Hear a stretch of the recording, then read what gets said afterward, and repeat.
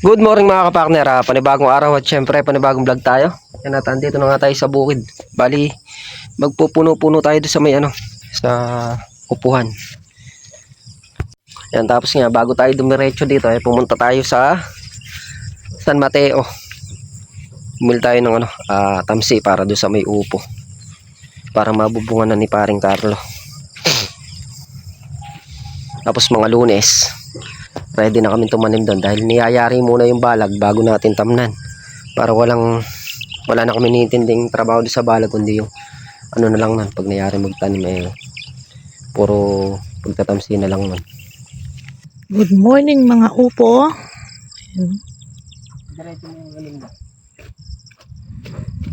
Yan, habang nagaganyan si kapartner, tayo magdidiretso ng talbos ng upo. Yan o, yung mga nakaganyan.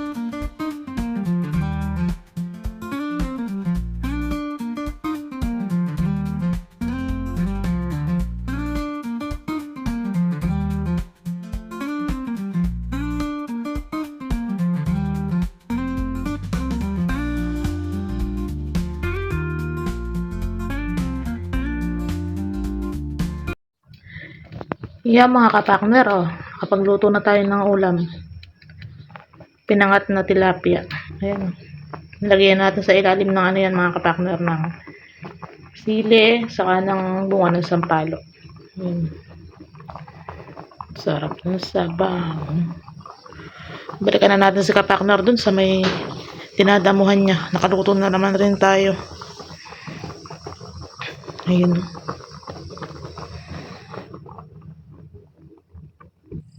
Ayan mga kapakner, nadamo na rin ni kapakner itong mga sili. Ayan.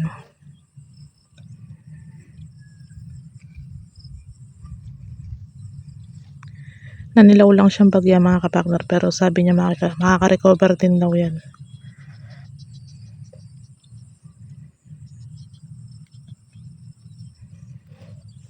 Init. Yan si parang Carlo ay nagkakabit na ng mga letting sa itaas. Ha?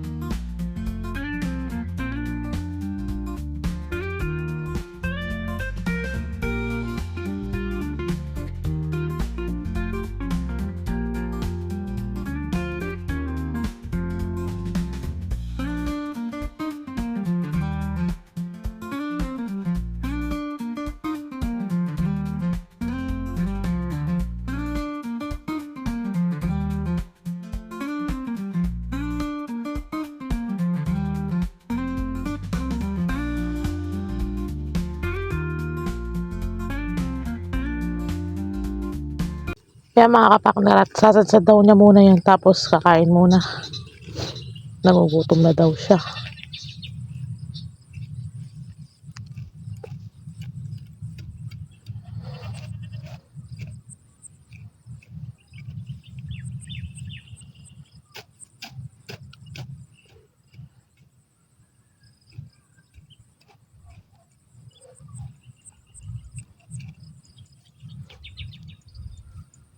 Yan mga kapakner, andito nga tayo sa may mga punong mangga. Paris kapakner. Ayun.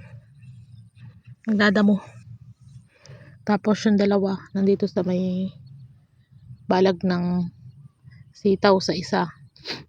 Mag-ano sila, nagkakabit sila ng mga tali sa mga tulos.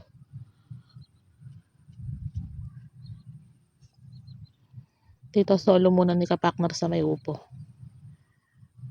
Madali lang naman daw to.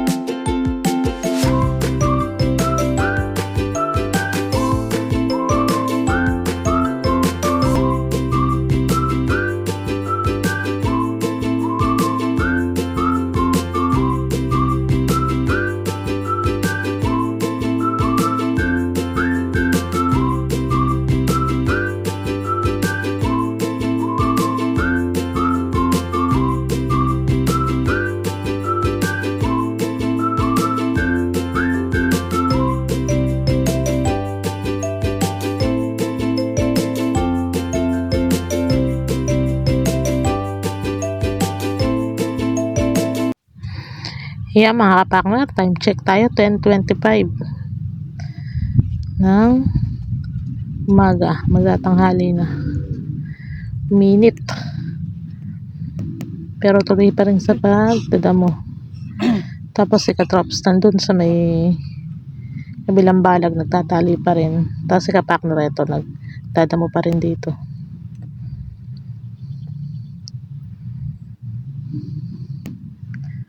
Nandito tayo sa may puno ng santol. Nakasilong tayo dito sa puno ng santol. Init. Buti na lang yung puno ng santol tawag ito, may lilim. Na-absorb ng dahon ng santol yung init.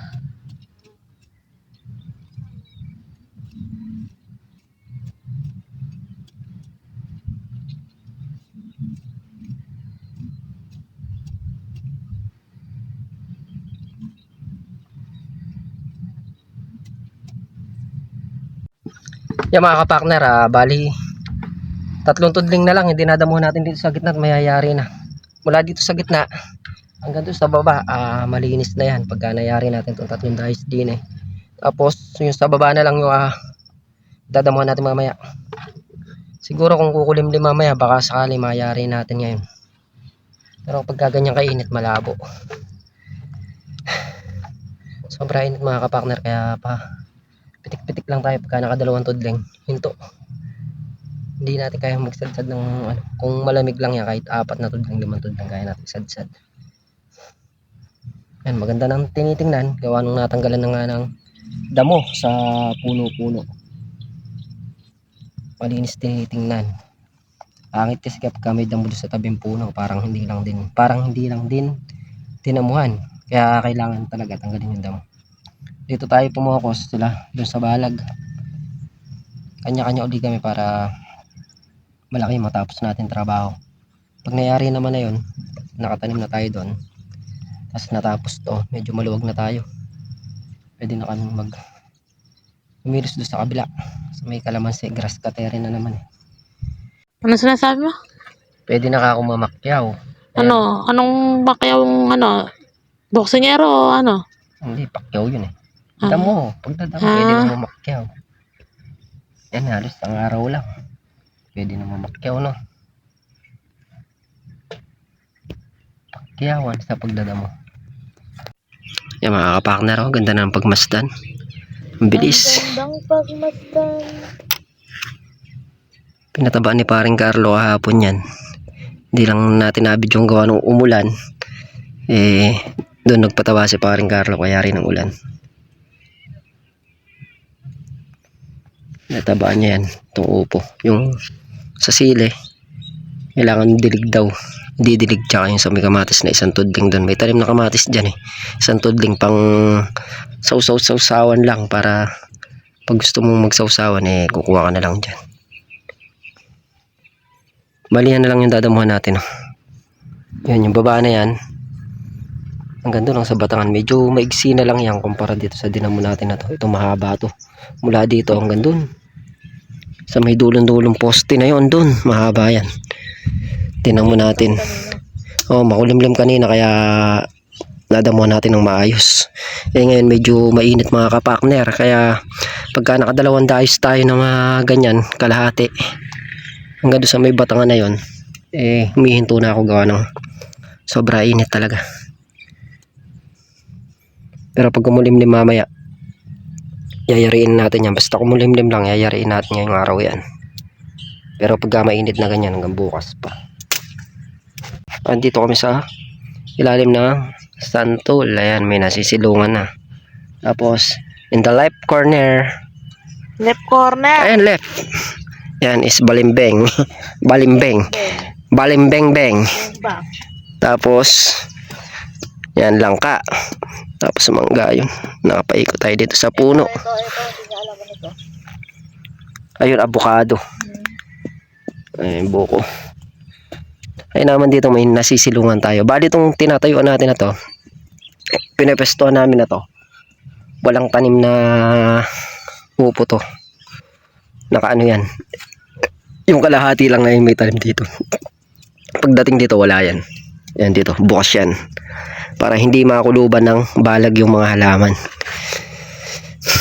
Sadyang niliis talaga namin yan para hindi makulob yung halaman. Para makalaki yung mga puno. Tapusin lang natin tong isa na to.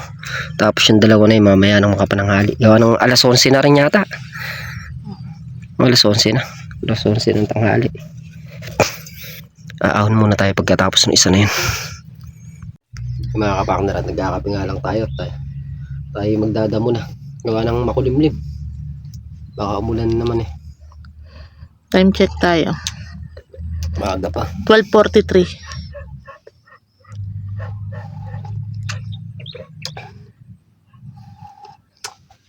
Mga kapakner, nakakailan tudling ka na dito? Nakakailan tudling ka na dito? Ayan, tatlo.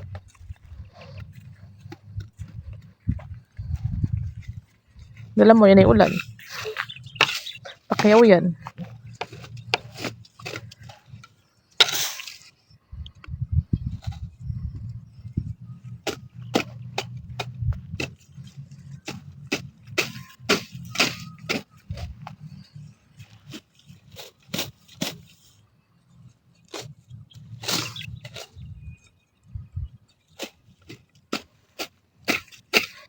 Tatali na si Mang Carlo niyan pagdating niyan eh.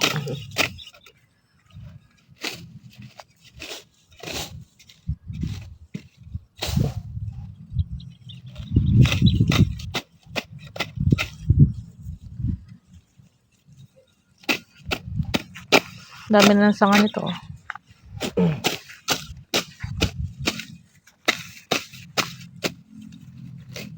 One piece to. Doon din mo nga.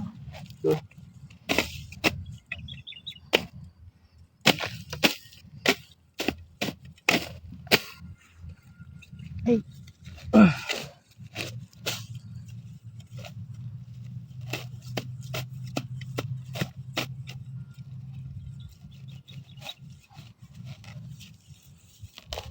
Yung tudling balat yan.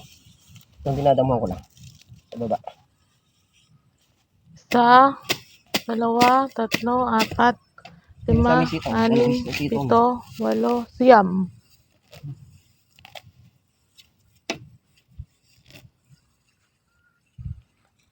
Hindi kasama yun nandun yung may kamatis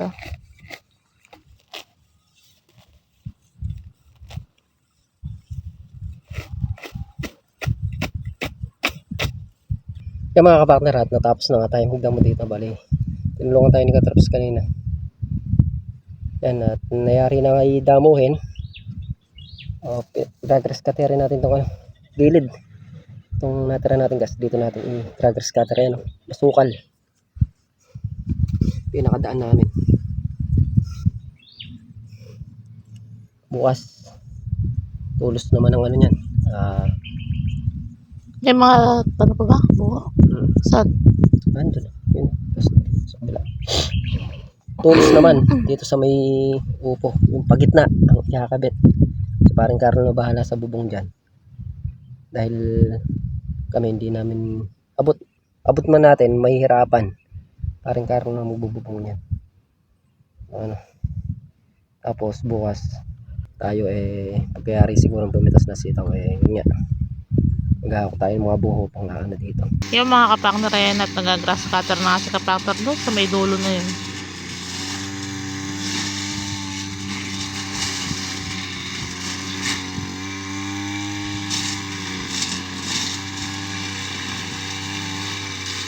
Pinagkalahiban dati yun. Yung mga nag-grass cutter niya na yun. Tatamnan daw niya ng papaya.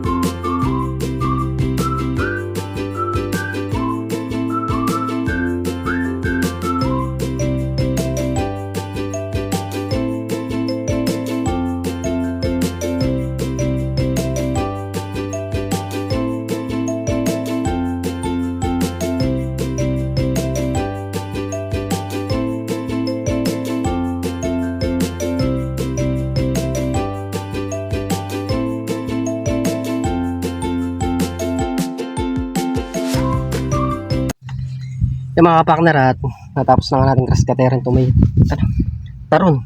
Yan yung mga tumutubong talahib, grass cutter na natin. Tapos nilitaw natin yung tanim natin tanglad doon sa dulo. Punuin mo na lang ng tanlad yun. Para hindi na makaporma yung talahib.